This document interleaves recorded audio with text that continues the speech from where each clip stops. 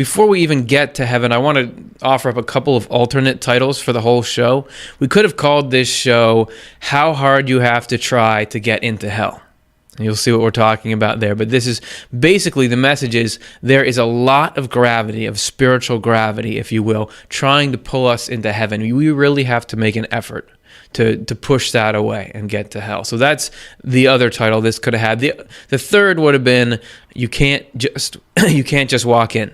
Even though there's all this force pulling in, it's not like heaven is not just a place.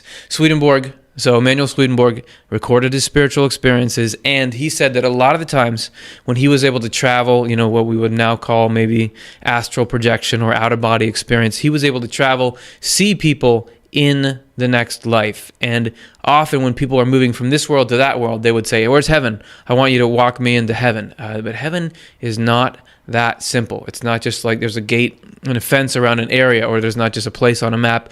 Now I stepped over it, I feel, I'm in heaven, this is great. Heaven is, as you've probably heard, within. And we're going to take a look at what that means. Heaven and Hell, Swedenborg's book, Heaven and Hell, number 54.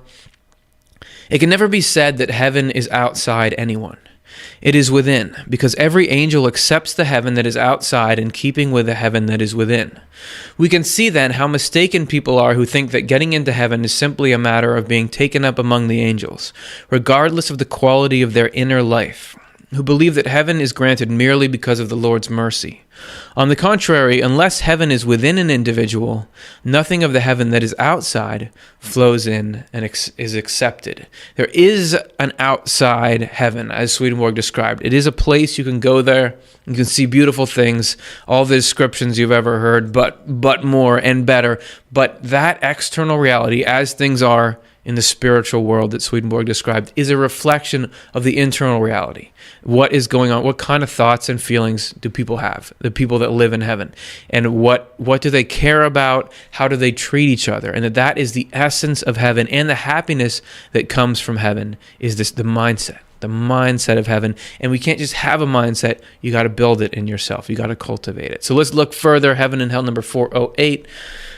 Is it Swedenborg describing, again, experiences in the spiritual world? I talked with some spirits who thought that heaven and heavenly joy consisted of being important. But I told them that in heaven, the greatest is the one who is least. I went on to say that heaven did not consist of wanting to be least in order to be greatest. People who do this pant and long for greatness. Rather, it means a heartfelt wishing better for others than oneself, and serving others for the sake of their happiness with no thought of reward, simply out of love. So that's the definition. That is what heaven is. Some people might think, heaven is you die and then you can go to heaven and there everything is happy. Heaven is a state of mind that is reflected in the spiritual world, but it's essentially that. And you get people who think heaven is getting anything you want.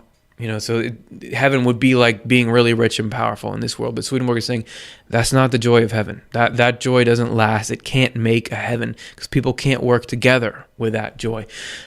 We have spent some time on this channel, the OffTheLeftEye channel, illustrating or illuminating Swedenborg's illustrations, illustrating Swedenborg's illustrations of heaven. And we did a couple videos on it. One is, this is a clip we're going to play for you to get, we're talking a little more about what heaven is, because the more we can get our minds around that, the more the journey we're taking makes sense. So this is a little clip where it's me, again, reading Swedenborg's description of heavenly joy and the mindset of heaven. So this is a little more on what that heaven is. We may gather the magnitude of heaven's pleasure simply from the fact that for everyone there it is delightful to share their happiness and bliss with someone else. And since everyone in the heavens is like this, we can see how immense heaven's happiness is. For there is in heaven a sharing by everyone with each individual, and by each individual with everyone. So, there's a little bit more of what heaven is. It's how people relate to each other. He's not in there describing it all.